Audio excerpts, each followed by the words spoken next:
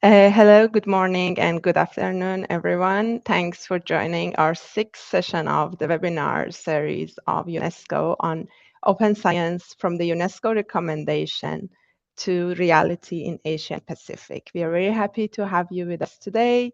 Before we start, I would like to go through a few housekeeping rules. Please rename yourself with your full name and, if possible, your affiliation or your country so we see where you are joining from.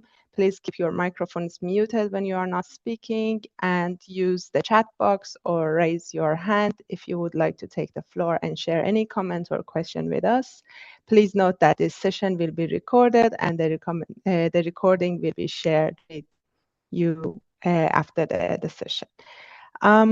So we are very honored today to have with us three very distinguished panelists who have a strong background in working with Indigenous knowledge.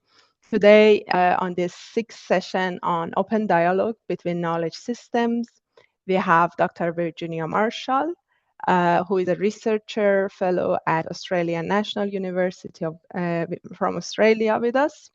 We have Dr. Petch Manopawitr, who is a conservation scientist and technical advisor on biodiversity conservation from UNEP Board Conservation Monitoring Center in Thailand. And we also have Ms. Tui Shortland, Indigenous Science and Climate Leader, Chair of Herenga, the independent Māori advisory body in New Zealand. Thank you for accepting our invitation and being with us today.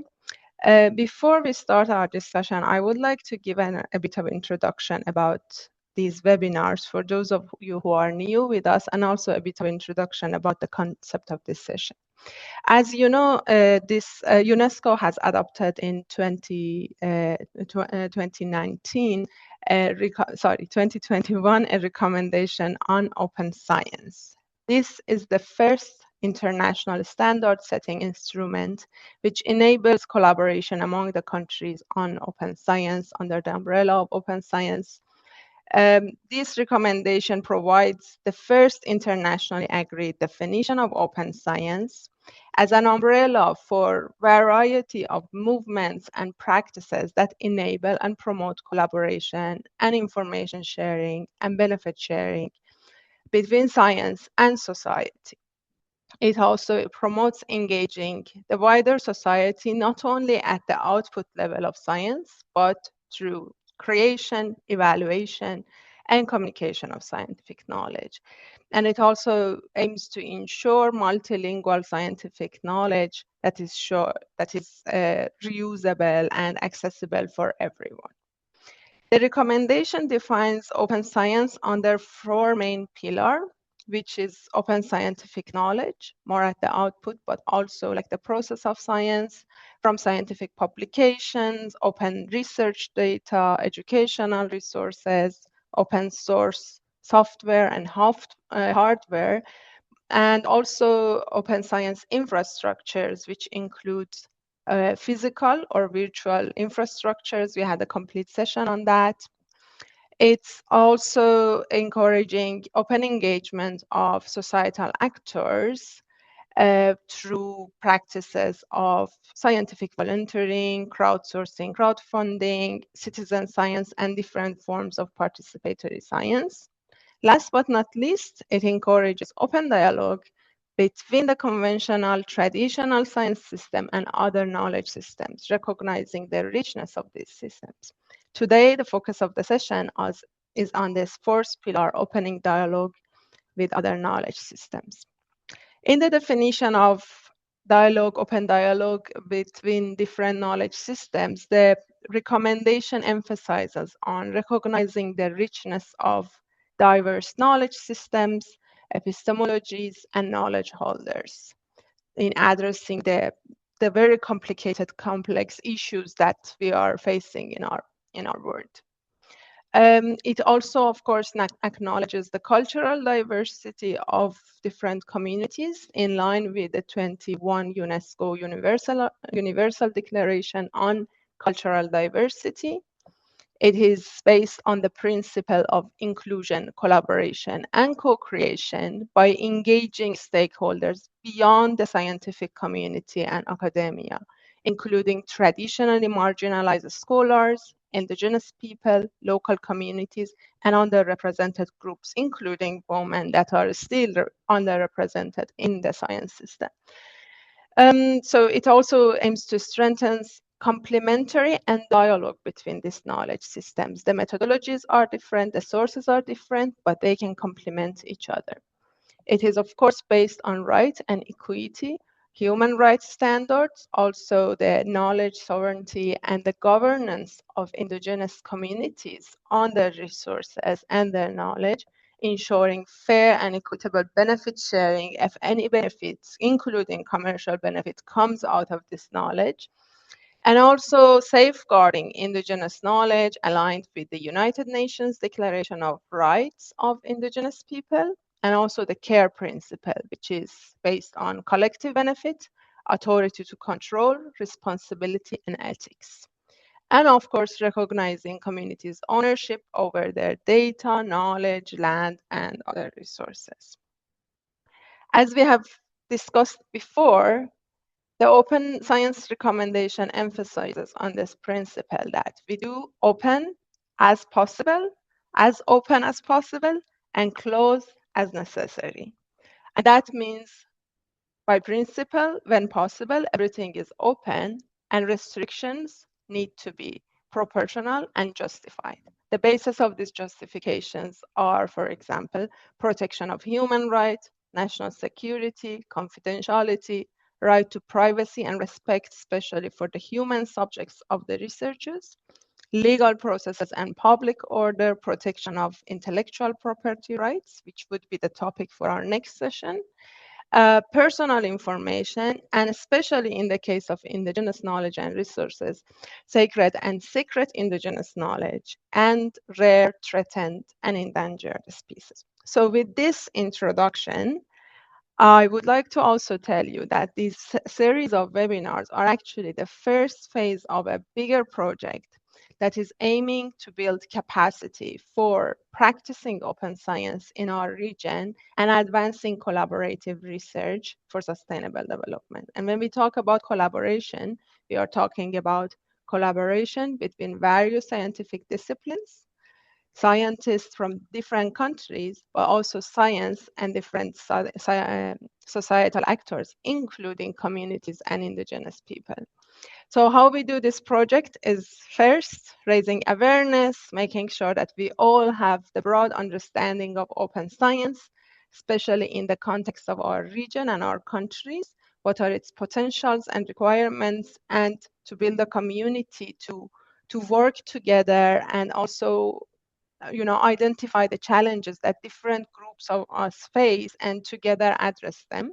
And after this setting the foundation, we aim to have a more technical training for early career researchers to see how they can integrate these principles of open science in their research. And then we bring these young scientists together in the third phase of the project to really work together, co-design, co-create research projects, specifically in the very interdisciplinary and collaborative field of disaster risk reduction, which is one of the main common areas for many countries in our region.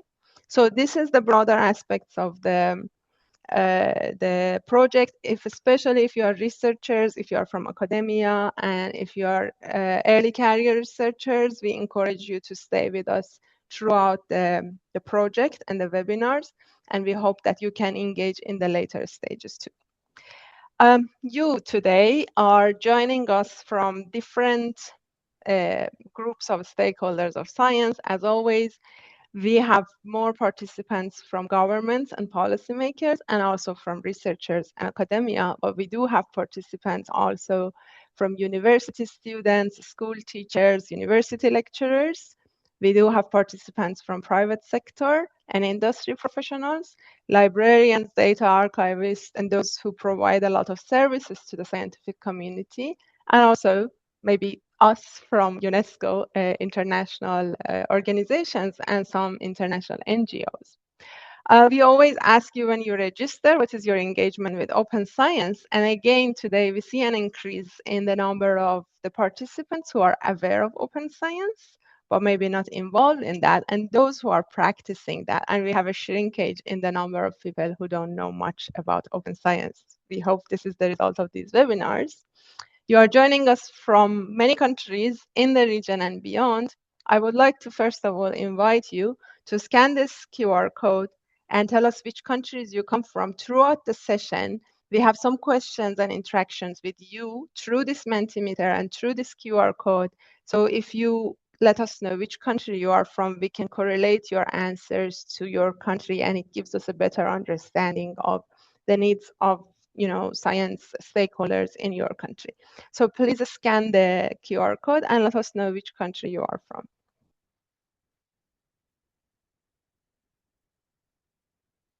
And my colleague will show.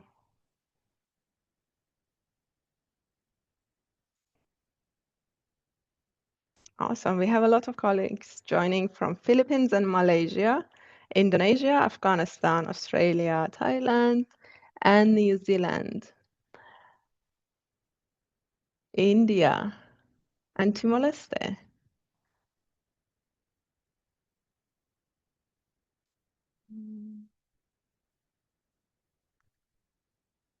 Awesome. Numbers are increasing. We wait for more answers to make sure all of you could also access the Mentimeter.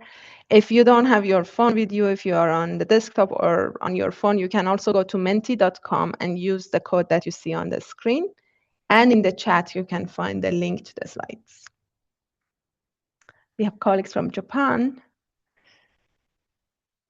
Afghanistan. Interesting to see more colleagues joining from Malaysia and the Philippines today. It's a change. Nice. Okay. We have 26 response from our 58 participants. So I would like to encourage you, please, to scan and enter your country.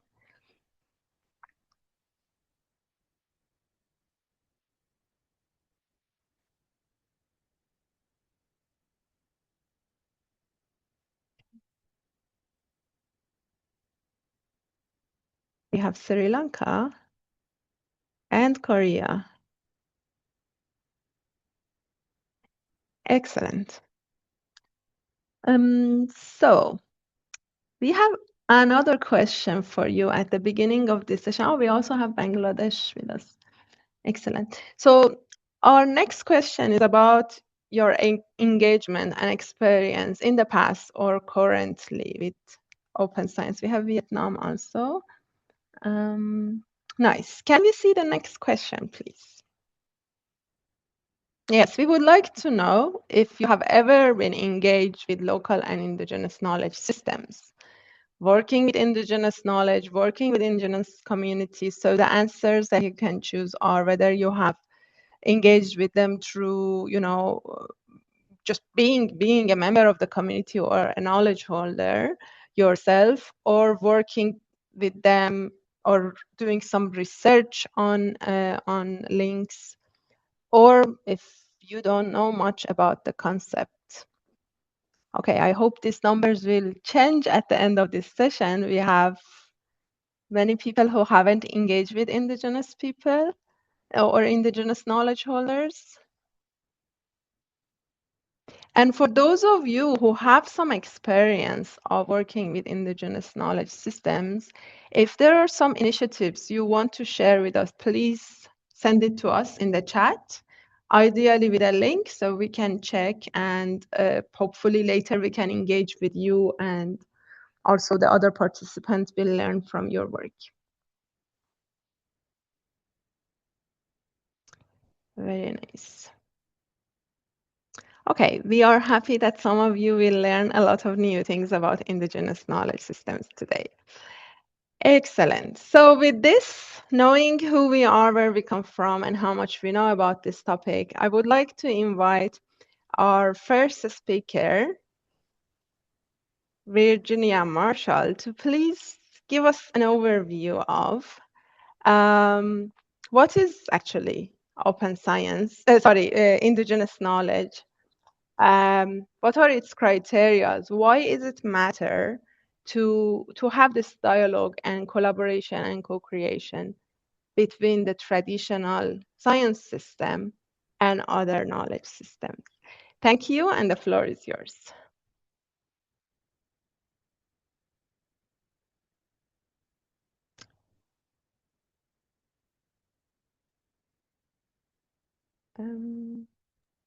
Thank you.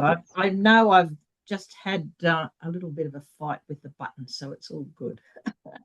No, I just wanted to acknowledge First Nations people and Indigenous people online today, and people who wish to work with Indigenous peoples and have a deeper understanding of knowledge. And also thank our elders for being very wise and being considerate in also providing us with support and knowledge to go forward in the continued management of our land and waters, the space above us and the land below us, that we are conscious that we work together for that connectivity and also the depth of understanding and knowledge that First Nations people in Australia have over 65,000 years. And that's quite a considerable amount of time to use our science and also operate in a space where we knew how to be self-sufficient, and also we still have those incredible strengths in understanding that climate change is also changing our world, and also in that vein know that there are many challenges ahead, and myself and others believe that Indigenous knowledge will make a very big difference on the way we go forward. Where technology is one thing, but also those observations and experience and knowing the land and the waters are critical at this time. So I've been really conscious that open science is important. However, there's parameters for us as Indigenous peoples that we can have the free, prior, informed consent understanding, and also, as you mentioned, Herenga, that the importance of UNDRIP, and we can see the importance, particularly in customary law in progress, and also in the contractual nature that we enter into those benefits sharing agreements. And I'll start with the first slide, if I may. So I just wanted to give you a broad overview. I could quite well talk for about the next 5 hours. So I think what we're going to do is just take some areas of interest. So engaging with local Indigenous knowledge systems is, as I said, particularly deep and broad in its understanding on how to use the land, how to care for country. We would say that connectivity, that we also have that incredible bond with the environment that tells us that they are in the environment, whether they're animals or whether they're trees or whether that's the sky, that we have that incredible link to being connected to all things. So we have a very different perspective where we don't have a division. Like in departmental operations, we'd have the Department of Fisheries, the Department of Water, the Department of Agriculture. And that compartmentalising also is very stressful for Indigenous peoples, and I'll talk Indigenous peoples in Australia, because it doesn't allow that understanding of Indigenous science to operate in a particularly positive way. But the ethical considerations and the safeguards in engaging with Indigenous knowledge systems are going to be different wherever you have different language groups and different people from different First Nations. So I guess the major tip here is that if you are going to be working with one particular Indigenous group, and perhaps that is overseas, you can't actually then walk in to another Indigenous people's community and expect that all the information that you have, or the understanding that you have, is going to be workable with that community that you're now new to. So it's very important to respect the difference in those knowledge systems. And as mentioned, ownership is critical, that we have Indigenous-led science, and we also have the understanding that consent, and especially wrapped into that free, prior, informed consent, is essential for people to actually know that when they do disclose information or place, the location of various knowledge areas or community areas, that is also going to be an opportunity to participate, but also withdraw when needed. So I think that data sovereignty, again, is reaching the point where Indigenous peoples in Australia would like to share data, but on the understanding that they can have access to that data and the use of that data, and also create the parameters on how to use that data. So it's a very different way of looking at ethics today. And I've sat on the ethics ANU committee for a number of years. And when I look back, it's very important that the protection from misappropriation is considered well before we engage with Indigenous communities, because it's ensuring that not only the human rights are also something in the mind of the researchers or the institutions, but also the protection and how to protect it. And that's really important, especially in the case of recording interviews, to make sure that we have anonymity for some, and also for sorry business when people pass away, and sometimes in tragic circumstances, that communities' time in mourning and grieving is understood, and also acknowledgement of people who pass, not to acknowledge. So, there are critical differences there. Equitable partnerships are really important, that we have that duality of relationships between the knowledge and the act of sharing, to also realise that disempowerment at times where that can happen with institutions, departments, that we also provide a discussion and a relationship journey, that we can share that information between scientists, and again acknowledge Aboriginal and Torres Strait Islander people as scientists themselves. This is Indigenous science, so it's a very critical point. Mutual respect is not something we can buy. We have to earn that, and especially the trust. And shared benefits are important, because Indigenous peoples in Australia require livelihoods, and require not only a recognition, but an opportunity to have reciprocity. So that's critical. And the recognition of knowledge holders is really important, because knowledge holders will work out between themselves who they want to speak for that country. So that's very important. And an application of those open science principles are also very important to engage and also benefit Indigenous communities. The days of that early time research where we saw that Indigenous peoples' material or knowledge was going to museums all over the world, and also being written about, but usually on the third party sense instead of first party. So I think that, those engagement principles are never enough, but it just gives you those first areas that you need to traverse to make sure that that engagement is built up in an area of trust. Next slide, please. This is something that I've always carried with me. Human rights are not just abstract concepts that exist in documents such as treaties, conventions, and declarations. They're meaningful only when you are exercising them, or you're allowing Indigenous peoples to exercise them. That's critical, because, we have such a wealth of human rights knowledge and what we see as operational areas that protect or support or provide, again, a guideline on how we actually go forward as human beings, treating other human beings in a respectful manner.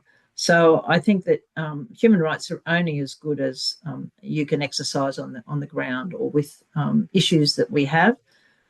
In some places, it might be Indigenous cultural and Indigenous intellectual property. So ISIP is also very important. Some people would see that that is customary law in progress, but for others, the use of ISIP is critical because it allows, not only in a legal sense, but in a sense of understanding human rights, that creates a positive partnership when those things come together and they're allowed to be exercised.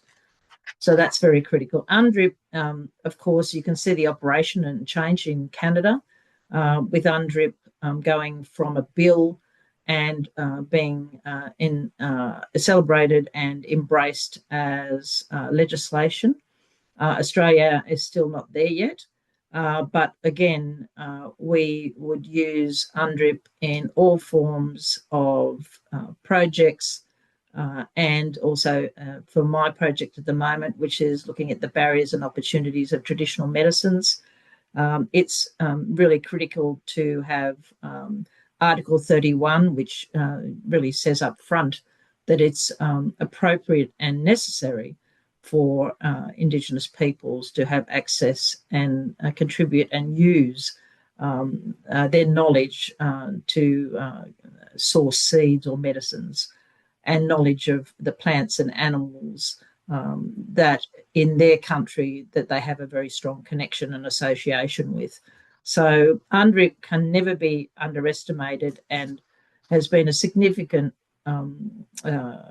positive to Indigenous peoples to clarify that their responsibility lies in those areas, and have articles such as Article 31 or 24 to support their use or their position.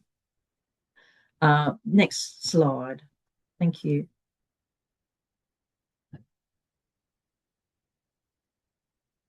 I just spoken about UNDRIP. I'll just move on. Thank you. So under the CBD, it's really critical to understand that Article 8J is being discussed ongoing for some time now. And there's, of course, a really critical importance to know that we have that respect to those Indigenous knowledge systems and the way that we preserve it, and that maintain knowledge and those innovations and practices, especially that can be to do with medicines, traditional medicines, for example, and patents to protect that knowledge. But also, if patents is not appropriate, then of course, for many people, they would decide to use that knowledge in a way where they could keep it in the community. And perhaps, if people are awkward or haven't developed that relationship of trust yet, would be unlikely to share that knowledge if the relationship isn't mature. So that's also something to consider. But also the customary use of those biological resources and traditional practices it can easily become part of exploitation. So getting that balance and understanding between a partnership and trust and the right way that you can develop with Indigenous peoples, science in the body of sharing, understanding that there is a bond between traditional and Western science, for example, that those traditional cultural practices are really critical to protect. And we can see that, again, those parameters of respect that we read just before we started also give you the ability to feel at least somewhat confident that we can start and enter into these conversations. The Nagoya Protocol in Australia, we're still waiting for ratification. And that also, again, seeing that, we certainly, as Indigenous peoples, do not want to have a diminishment of our knowledge or extinguish any of those rights of Indigenous people and local communities. But again, the Nagoya Protocol has also been operating in benefit sharing agreements, and that's really excellent as far as having a very clear in-kind or monetary benefit sharing.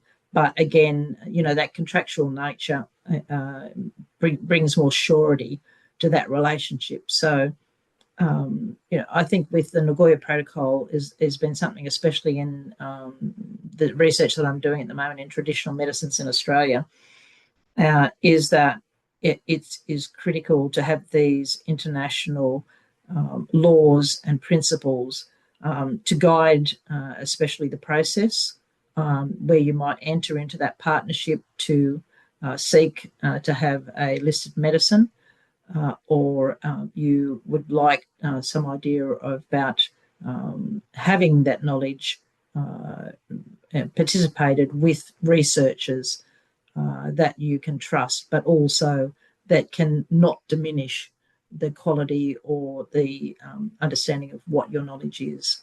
So I think the Nagoya Protocol is something we also support and access wherever possible. So those traditional knowledges associated with genetic resources are critical.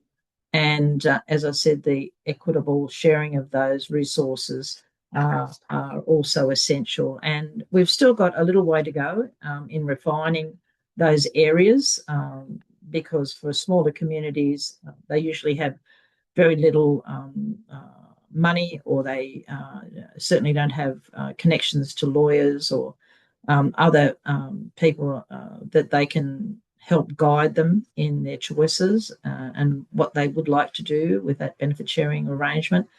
But I think also it's very important that that interrelationship between traditional knowledge and also having a conservation of biological diversity is something that Indigenous peoples in Australia quite realise, because that's what we've been doing for over 65,000 years. So it doesn't come as a surprise. Again, Article 70 in the Nagoya Protocol is also bedded foundationally under that free, prior, informed consent or approval. Some people say it's a veto, but actually it's not a veto, because in ethics, at any time a participant is able to withdraw. And that's not a veto power. That's just withdrawing consent if it's not appropriate. So we have to really distinguish what some people might see as a veto. It's really where you would have the opportunity to be empowered. So that's very important to consider. The other areas on harnessing traditional knowledge systems to promote Indigenous economic sovereignty is also critical, because as Indigenous people well know in Australia, to have livelihoods, to have that opportunity to understand where you want to direct those livelihoods to be on country, on these issues of sovereignty. I think some people see it as a contestation between the nation state and Indigenous people, but there is no contestation. There is just, in working in this space, particularly in open science, it gives an opportunity to create jobs and research positions for traditional peoples as researchers in projects, for example, that do get paid and their skills and their experiences acknowledged. Because at the end of the day, we can find that, in sharing, we don't want the perverse outcome to happen, that Indigenous peoples are worse off if they actually partner or they contribute, or they engage in certain areas of knowledge, and they're worse off than when they actually started to participate. So, that area of acknowledgement is really important. And we see that Indigenous medicines, for example, earns $5 billion a year as far as an industry. So there's a significant amount of money involved in traditional medicines, but as yet that is still at a very early stage for Indigenous people. And the most important thing that we have to remember, Australia is a big country, and what we do need is Indigenous rangers, First Peoples, and we need rangers to continuously be engaged in that biodiversity protection, carbon mitigation. Savanna burning is really important to make sure we refresh the environment, not only just to refresh the soils, but also the animals, and just an understanding of Indigenous science in that regard is really critical to any livelihoods for Indigenous foods or Indigenous medicines, and also in stopping the spread of climate change, because adaptation sometimes turns into a severe problem. And we can see, with rising sea levels for the Torres Strait Islander peoples, and also elsewhere in Australia, where areas are heating up extremely fast. So that's also a critical area to take into account, and the water rights and water management frameworks in a problem with water security, for example. If I could have the next slide. Thank you. A couple of years ago, we were really seeing that there should be a national symposium on Australian traditional medicines. Myself, there on the right, Jerry Turpin, Mabara man, who's holding an ethnobotany conference this year, which I'm presenting at in Cairns in July. We've got John Watson, and he's a senior elder from the Nyinganamangala. He was able to achieve native title of exclusive and non-exclusive land. And there's Cheryl Lightfoot on the left, which Cheryl gave our keynote, which was really wonderful.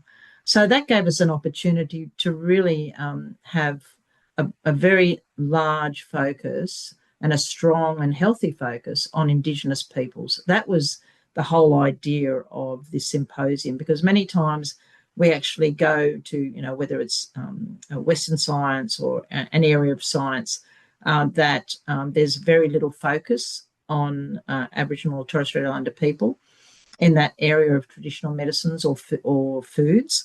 So we actually got great feedback, and that application of science was able to be shared in different sessions across the symposium, and was very successful in bringing a whole range of diverse thinkers, and also it just acknowledged that area of science can be shared as long as we have a safe space. So we call it cultural safety, and that was really excellent. So I certainly know that those sort of functions really serve a purpose for all of us to have that open sharing that we're talking about. And that recommendation of open science is open discussion. Just the next slide, please. Just quickly, with Indigenous Land and Sea Corporation, there are also great opportunities with Indigenous wealth creation and employment, again, at early stages.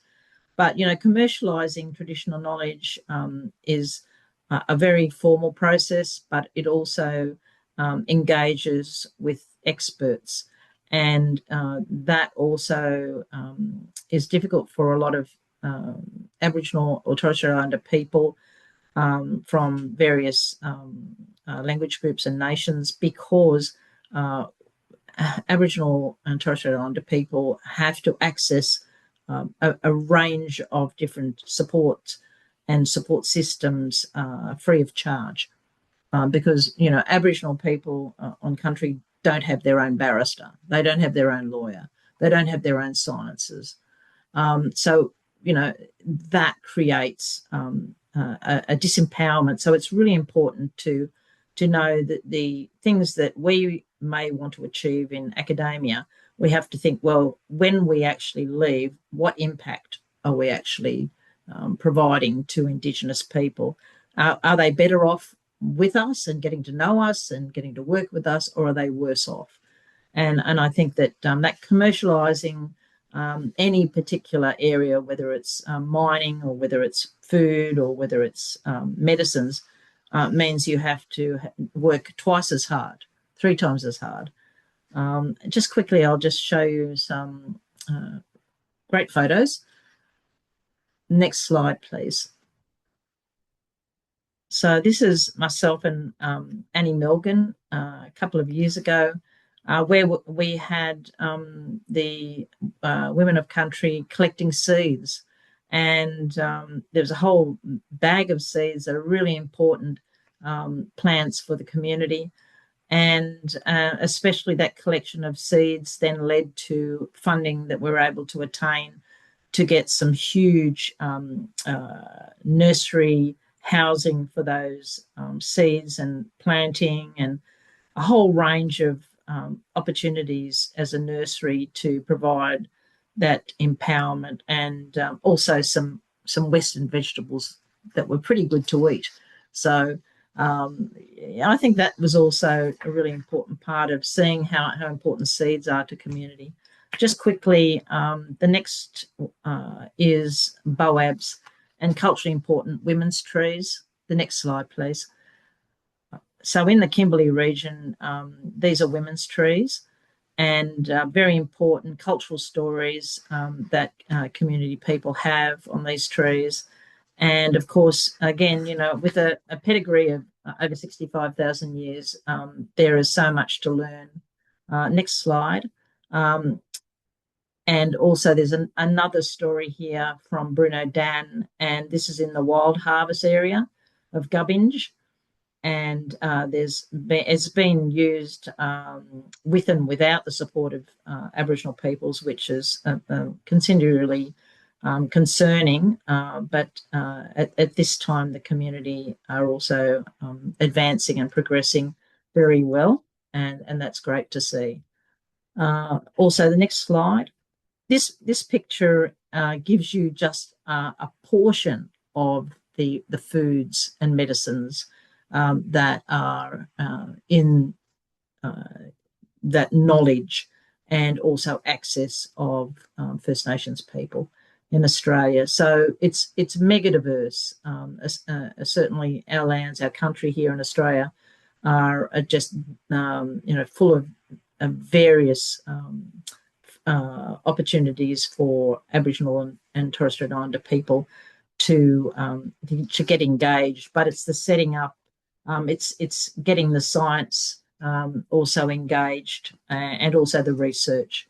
That's a critical area. The next slide, just go through quickly. These are an example of salt bushes, and they're also on areas, semi-arid areas of Australia. Also very important foods, and also critical with opportunities for Aboriginal and Torres Strait Islander people in those plants to further in livelihoods. So these particular ones come from Aboriginal country. So the next one, please. Really important to see that grains are a research in Australia, and the University of Sydney is doing some excellent work in that area, and some trials, and using some really important grasses.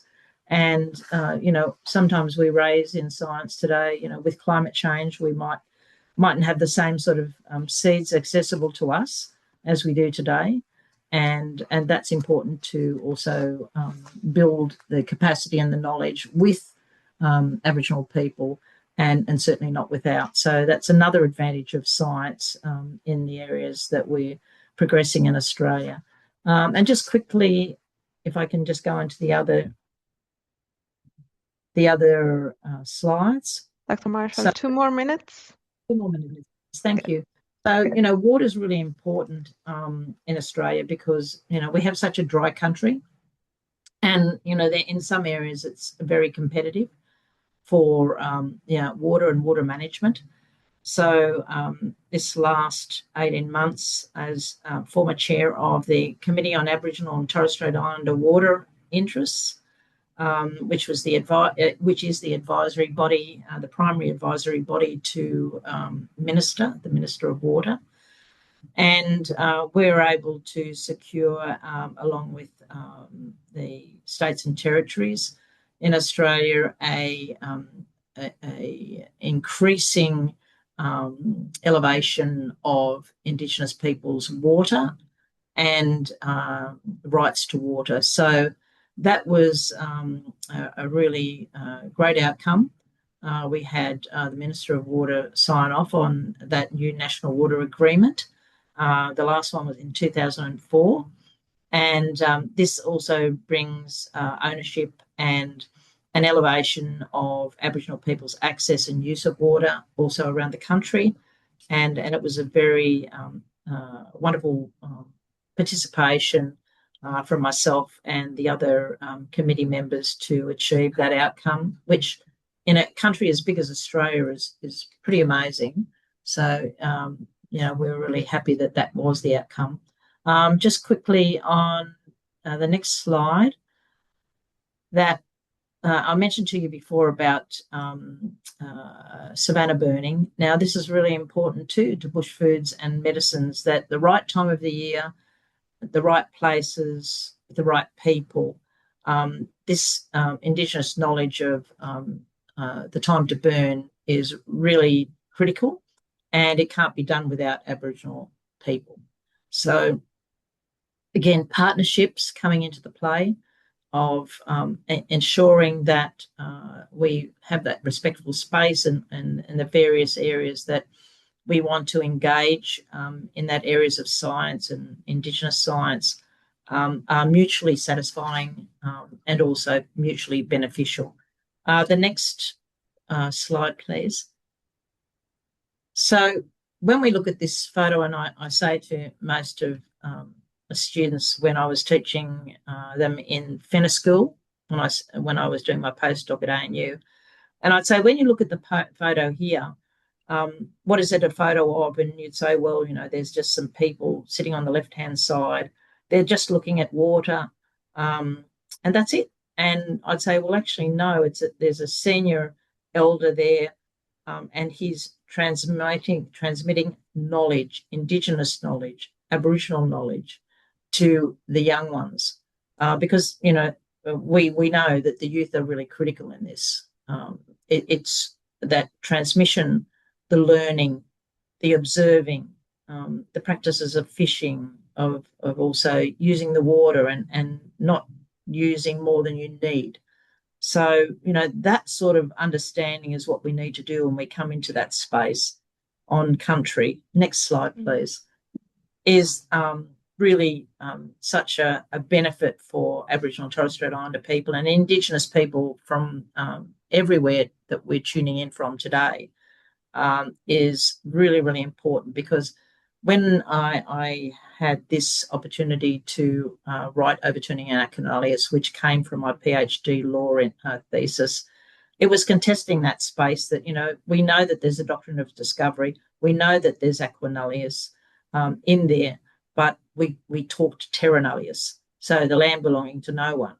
And what my turnaround was on this is to understand that, we are not just there in this space to just exist. What we have the opportunity to do here with open science, and also the understanding of building and being engaged in these really positive relationships and building those relationships, is that we have to see that we are really contributing to such an important a new progression in this space. So I think that we're overturning Aquanullius and terra nullius by really having a UNESCO recommendation in open science. And I think that's very exciting. Thank you. Managu. Thank you so much. Thank you so much. This really gave us a very good view of the richness of not only the knowledge itself, but the diversity and how it really responds to every aspect of our life, hopefully in harmony with nature. Thank you so much for that. So with this amazing overview, I would like now to invite our second speaker, Dr.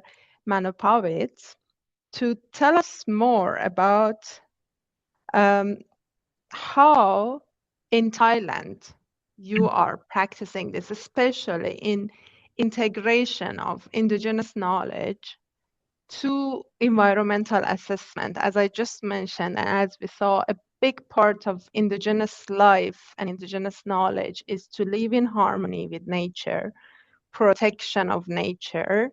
So we would like to hear from you how you are integrating this in the context of Thailand, and if there are some lessons that you have learned and taken from other countries to what you do currently in Thailand. Thank you. The floor is yours. Thank you so much, and thank you for having me. By no means I'm expert in indigenous knowledge, but I think through our project, National Ecosystem Assessment, I think we have learned and also recognized the importance of integrating local and indigenous knowledge to in the platform of National Ecosystem Assessment. So we hope to share with you some of the lesson and also why we think this is the way forward to really kind of integrating the local knowledge with the scientific understanding. And I think it's really kind of promoting in the spirit of open science. Do you want me to share screen or you want to share screen? As you are comfortable. If you want to do that. Yeah, sure. I can do that as well. Just a moment.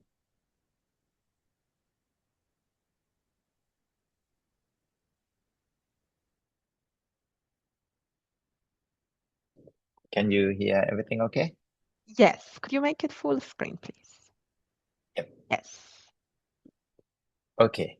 So this is kind of sharing experience from our project undertaken on National Ecosystem Assessment. It's a big collaboration that we have worked with UNEP, WCMC, UNESCO, UNDP, with the focal point agency in Thailand, which is ONEP and Chula Unisearch. Just providing some background. So National Ecosystem Assessment is an initiative actually under the recommendation of Convention on Biological Diversity. And I think it's an initiative that for the country to provide a synthesis report on knowledge of biodiversity and especially ecosystem services and their impact on human well-being. So it's really trying to focus on the relationship between biodiversity and human well-being. So we are using evidence-based report on status and trend driver of nature change and really try to aiming to influence the policy. Thailand is one of the 3 countries in Asia Pacific region that undertaken in this project. So the first tranche is Vietnam, the second is Cambodia, and we are in the tranche 3 country. In Thailand, we decided to pick the marine and coastal resources as a focal ecosystem. And I think the main concept is really reframing ecosystem. There's persistent fragmentation in terms of policy that are often made by sector, failing to account for cumulative impact on coastal ecosystem. So the solution is really kind of see this as a natural capital and shifting the conversation to view marine and coastal ecosystem as foundational assets underpinning biodiversity, climate resilience, and long-term economic planning. The core challenge, as already stated, the fragmented governance seem to be really a key underpinning the problem. So how do we move from isolated sectoral management toward more integrated evidence-based governance of marine and coastal resources is one of our key objectives. The 4-point of paradigm shift happened under this national ecosystem assessment. So is the value of the assessment lie not only in the evidence that it produced, but I think it's really how it created the condition for that evidence to be used. So for example, from traditional report or traditional ecosystem assessment is mostly static scientific document, but our ecosystem assessment approach is really participatory decision support process. The focus in the past is usually measuring ecosystem decline, but in our assessment, we try to link the status to driver and also policy response. And knowledge, it is particularly relevant because in the past, we purely depending on scientific data, but our project try to integrate science and also indigenous and local knowledge. Time frame as well. I think traditional assessment usually is backward looking, but we're trying to provide a forward looking using scenario as a strategic bridge as well. So we're going to focus on the integration of science and ILK in this case. The architect of the assessment, so we have kind of the introduction, talking about the status and trend, driver and pressure, economic that underpin the whole ecosystem services. And then we also addressing the ILK, the status, and how it has in terms of implication for the overall status and trend, and how can we use it to come up with the governance that respond to the situation. So if we come back to the framework of open science, we have this 4 pillars: the open scientific knowledge, the open science infrastructure, the open engagement with societal actors, open dialogue with other knowledge. So our national ecosystem assessment almost respond to all the 4 pillars as I showed here. So in terms of like open scientific knowledge, we collaborate with other type of knowledge. In this case, so we collaborate with GISTA, which is a geoinformatic government agency, to build the accessible marine GI portal. So integrating both local knowledge and also using the technology like GIS. In terms of infrastructure, we also establishing field-based community data collection network in pilot sites. In this case, so we have 2 pilot sites in the south of Thailand, in Phuket and Trang. In terms of open engagement with societal actors, we conduct this project also using the approach called the national trialogue. So it is a multi-stakeholder emphasizing on science, practitioner, and also policymaker. And in terms of the open dialogue with other knowledge systems, so this is where we really emphasize on the integration of ILK to participatory mapping in Ao Kung, and also overarching goal of the integration of ILK as well. The challenges that we have, the existing power imbalance among knowledge systems. So indigenous and local knowing is usually not considered valid and sophisticated knowledge. So explicit knowledge versus tacit knowledge. And how to build trust, align value, and also foster deeper understanding. How to build respectful partnership that treat indigenous and local knowledge holder as equal experts. So there are definitely the bias toward this kind of understanding. How we can bridge different worldview and value as well. So translating not only words and language, but also worldview, ideas, concept behind them. It is definitely challenging. So in the project, we have worked with Moglen elders in Phang Nga province. So Chaole or Sea Gypsy, the marine knowledge, they have a lot of knowledge that existing within the culture, but it's not easy to translate to the current scientific knowledge. We also emphasize on inclusive methodological approach, so trying to create open dialogue with diverse knowledge systems, including ILK, building respectful partnership that treat indigenous and local knowledge holder as equal expert. So this is through multiple evidence-based approach, also using intergenerational sharing with relational principle involving elders and youth in research process to facilitate the transfer of knowledge. So we use a lot of process through talking and focus group and also consultation. Participatory community engagement is very important. So it's not just the data collection, but the dialogue-based learning and sharing, prioritize oral tradition, participatory mapping to document traditional place name and land and marine use is also proven very important. So this provide a way that we can engage elders and knowledge holder with adult, youth, and children. Visually sensing of scientific and indigenous local knowledge is also very important to make this kind of knowledge exist and also gaining acceptance. Interactive methods such as workshop, the site visits are all proven very important to really collect this kind of knowledge, share the finding, key messages, and recommendation to the communities.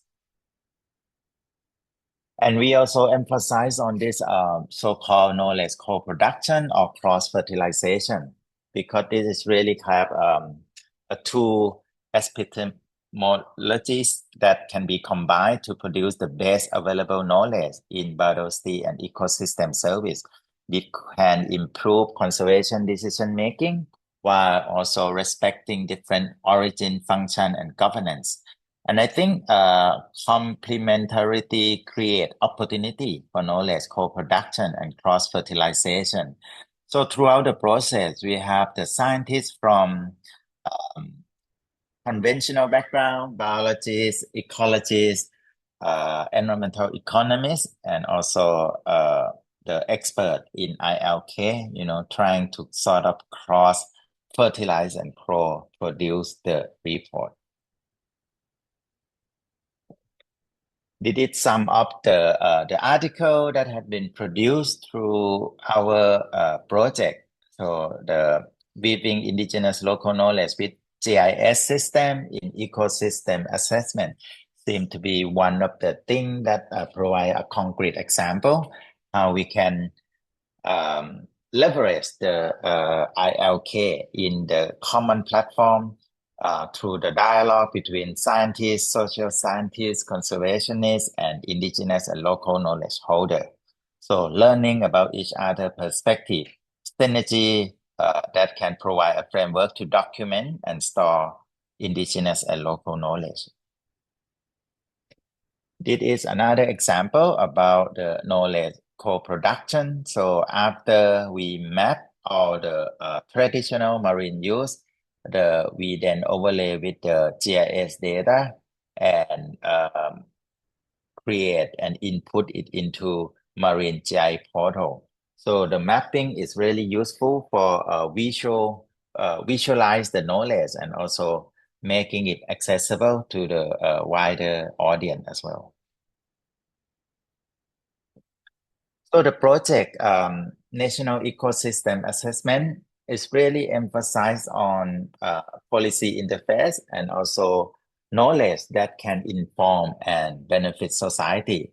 So there are some other countries that also has gone through the process of National Ecosystem Assessment. For example, in Canada, really emphasize on how civil society can learn about the National Ecosystem Assessment finding. And usually assessment reports are often too long, too technical, and very difficult to read for policymakers and wider stakeholders. So they have developed another guide called Citizen Guide to open up the opportunity for wider application. So in a way, it is a knowledge democratization and also empowerment for wider stakeholders. Through assessment, it also raise awareness as well in terms of the gap of knowledge in terms of indigenous and local knowledge.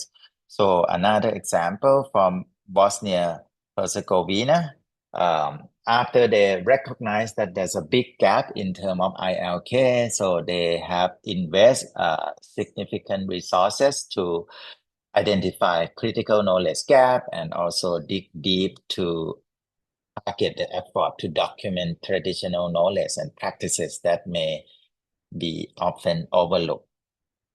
And then they, at the end, they've been able to produce a dedicated report on the state of traditional knowledge of biodiversity in Bosnia and Herzegovina.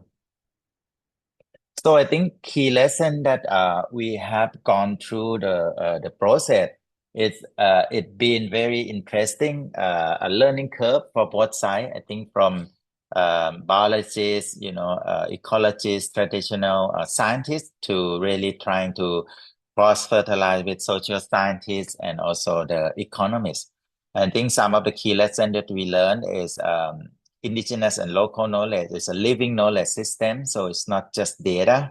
So effective integration require engaging with the culture, with practices, and relationship with nature. So not simply extracting information. Trust and co-production are essential. So meaningful ILK integration really depend on long-term relationship and engaging community as partner, not just informants. I think we're lucky to have an expert, Dr. Narimon, Dr. Professor Narimon, who has been working for a long time in this area and gaining trust. So it provides a window of opportunity to really kind of engaging with knowledge holder. Third, critical knowledge remain invisible without adapted approaches. So much of ILK is today, still undocumented and mostly embedded in practices. So standard scientific method alone are insufficient to capture it. Both power and institutional gap limit the integration. ILK is often still today, undervalued in formal system. So dedicated mechanisms are needed to ensure that it to inform policy and decision making.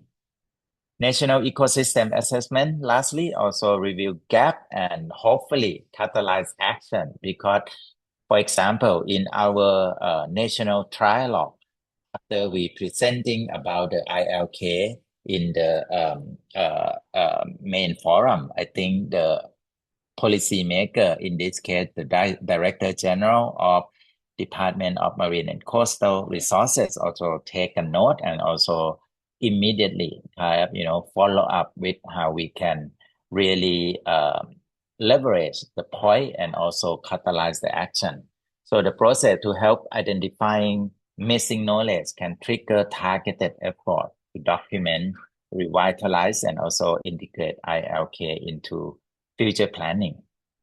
Because to be honest, I think ILK in many places also facing serious challenge of declining the influence from market, the influence from outsider, in a way eroding this kind of knowledge. So they have to have sort of reinforcement from outside as well to recognize the value of the ILK.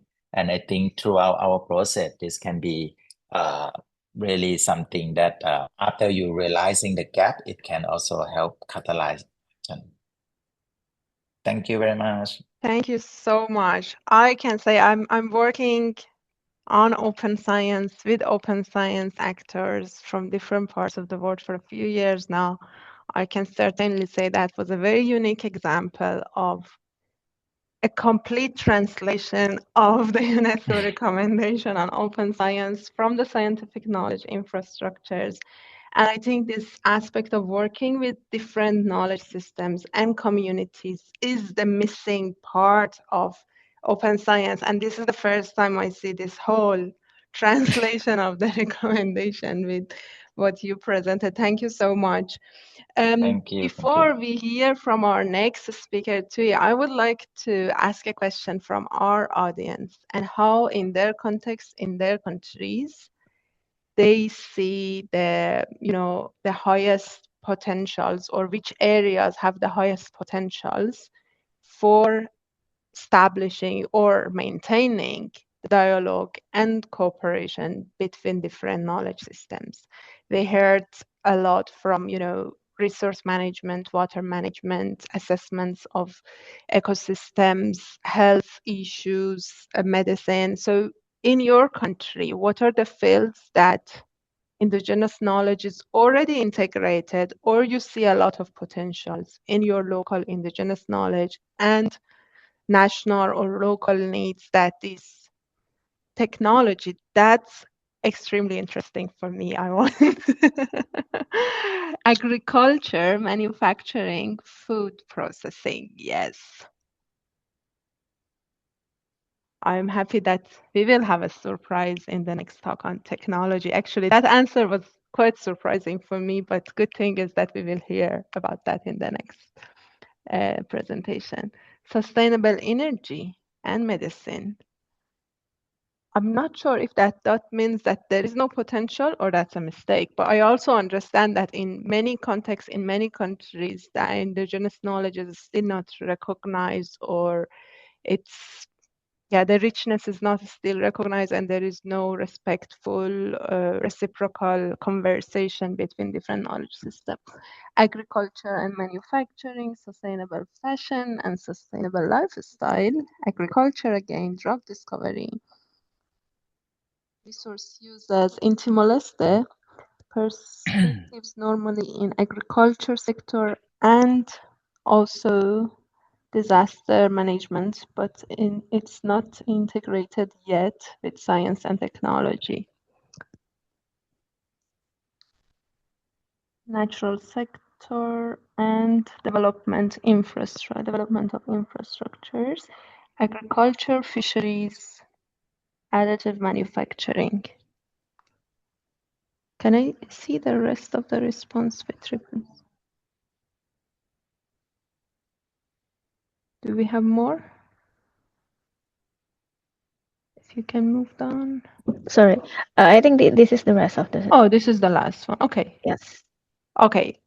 We encourage more answers. The slide, if you can just scan the QR code or use the link menti.com and the code.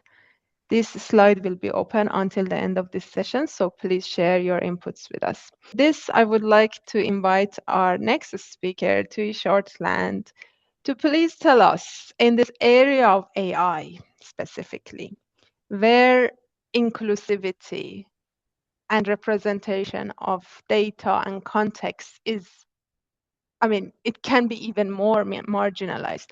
How can we make sure that the data, context, and knowledge from Indigenous communities is taken into account in decision-making, especially in the local context and local decision-making and governance, where the impact is more direct on the Indigenous communities?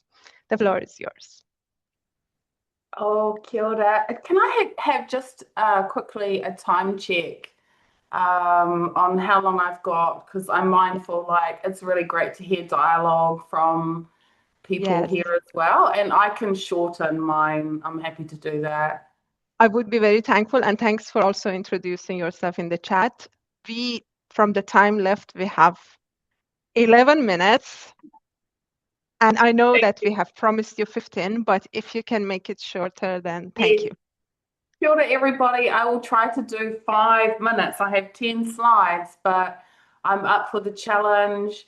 My background is in the chat. I'm a Polynesian woman from the Bay of Islands, Aotearoa, New Zealand. I'm in my 3rd decade of working in biodiversity, climate, governance, Indigenous knowledge, tech. And so I'm very thankful to UNESCO for the pursuit of open source, open science. And I'd like to give my respect to the previous speakers tonight who I have a lot of respect for. So moving forward, open science or open extraction, the point of my slides will be largely around trying to help you think about how you can bridge, and, you know, if you're not really working with Indigenous peoples, or, you know, some of the ethics and things like that around how this will make your job easier. So open science, there's a tension between open science and Indigenous knowledge. Often Indigenous people think, oh, we don't want to, you know, give it over, you know, it's extractional, it's like mining our knowledge. And, you know, so we've got to understand, like, you know, what open science really is, and also what Indigenous knowledge really is, so that we can understand the tensions. Because obviously scientists and academia are very knowledgeable about who you are and the scope within which you work, and as are Indigenous communities, and understanding, you know, these two, the tension between the two will help us to move forward in more of a partnership approach. On to slide 3. So open doesn't necessarily mean free for the taking, right? It doesn't mean it's in the public, you know, in the public domain for all extractable data sets, context-free information, unrestricted access, actually, because Indigenous knowledge is held by people, often not owned by an individual, but owned by communities. It's governed by custom. It's tied to place. It's very context, which is very much related to AI and to genealogy. It's rooted in responsibility. So next, Indigenous data sovereignty. I'm sure everybody online, I hope, has thought about these sorts of things. It's a journey. It's not just oh, I've got a policy and then I can walk away. You've got to consider these types of things when working with Indigenous peoples. Access benefit sharing agreements, any of those types of things. You want to have an Indigenous data sovereignty, you know, principles within that. It's all around control of, you know, the collected, how the knowledge is collected, accessed, used and shared. Free prior informed consent, as Virginia spoke about. Context, you know, the current AI is very Western US coded. It's very male coded. And I can say that I've been working, you know, train AI every day for the last 13 months. And we need more diversity in the AI space to, you know, to just bring more value to the decision making, you know, and the outputs. So, and it must obviously benefit the communities, as previous speakers have said.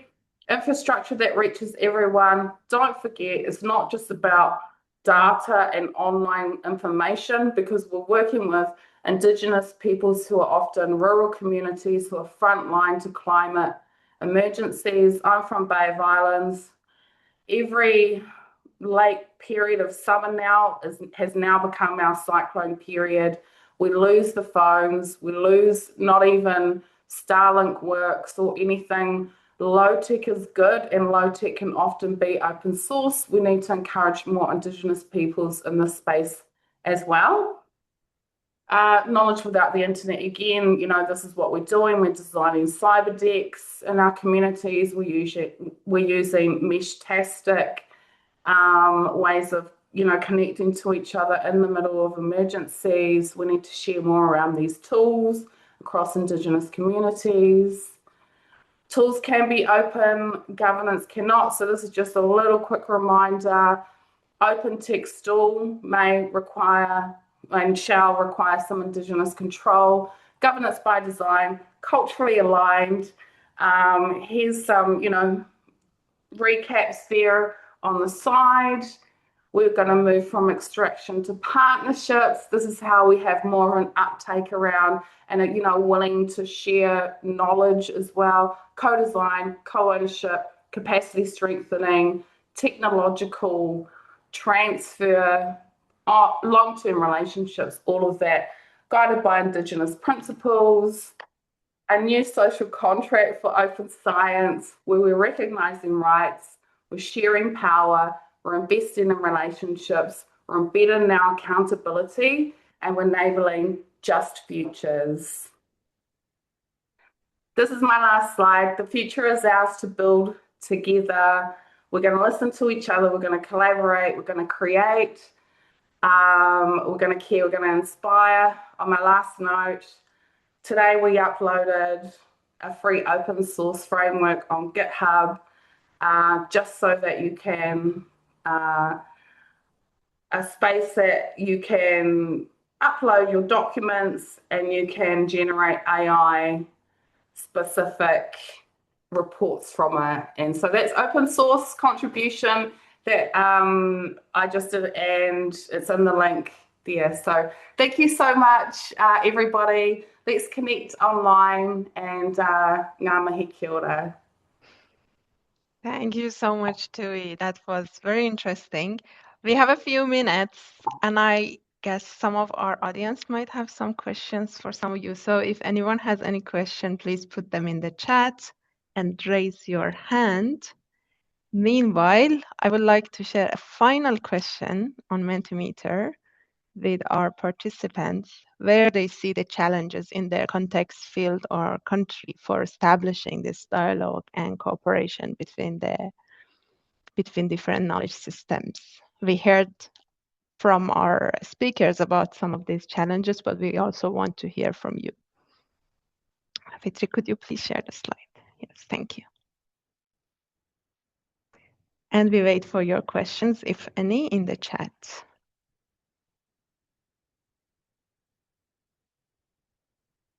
Next Mentimeter slide would be the new question. And we take note of your answers to the previous one.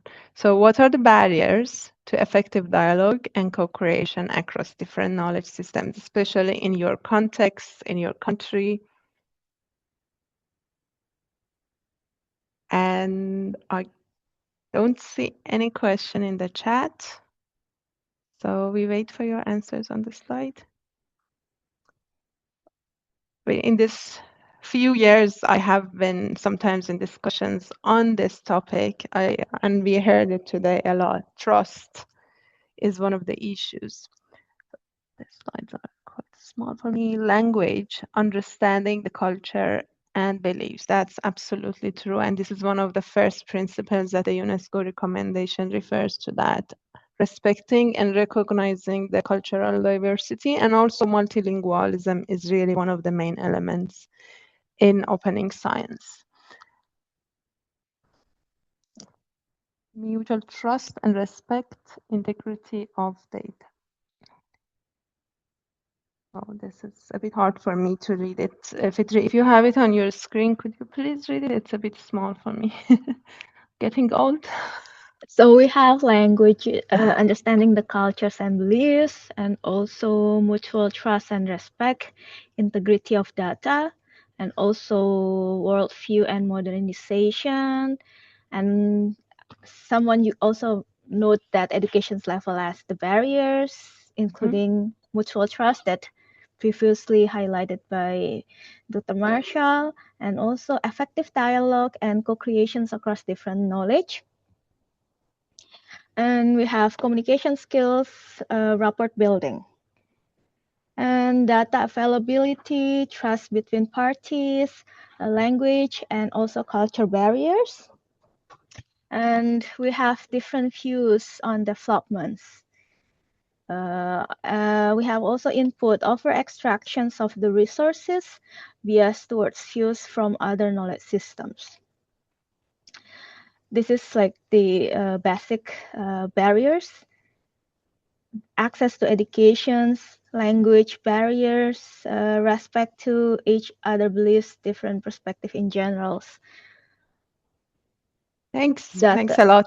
Yeah. One more.